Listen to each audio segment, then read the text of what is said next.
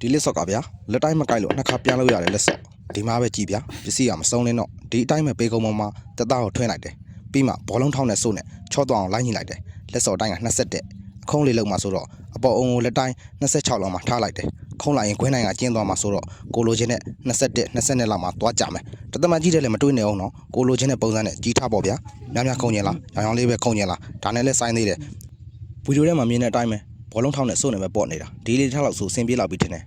ပြီးရင်အောက်ပြဖိတ်ဖို့အတွက်လက်တိုင်း21ကွင်းလေးဂေးထပ်ဆော်လိုက်မယ်ဗျာဒီနေ့ထတိုင်းတော့ရပြီစွတ်ကြည့်လိုက်အောင်မယ်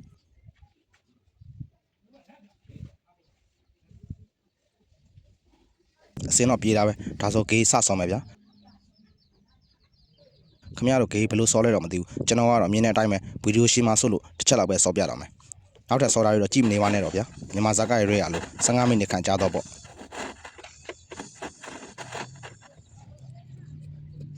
A few minutes later ဒီမှာလည်းကြည့်ဗျာဂေးတစ်ပတ်လည်းစောပြီးဒီနေ့ထားရပြီမလို့ကထားတွေဘေးကအစာတွေကတ်ကြီးနေတော့အကြက်ညှပ်ထားပြီဒါဆိုဒဇင်းလေးနဲ့ဟုတ်ပတ်တီပေါ်လိုက်အောင်မယ်ဒါနဲ့တခုတော့ပြောအောင်မယ်ဒီလက်စွပ်လို့ပြည့်ကြည့်တဲ့လက်စွပ်တွေကလက်တိုင်း20ဆို20ခွဲလောက်အထိပိုးလို့လက်တိုင်းနဲ့တိုင်းထားတဲ့အတိုင်းလုပ်ရင်ကြက်နေလိမ့်မယ်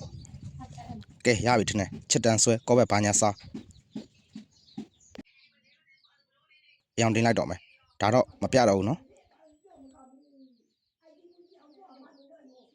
ဒါတော့နောက်ဆုံးပုံပေါ့ဒီတစ်ခါတော့ပြန်မလောက်ရတော့ထင်တာပဲပြန်လောက်ရရင်လည်းရတဲ့အရော့တွေကုန်ပြီ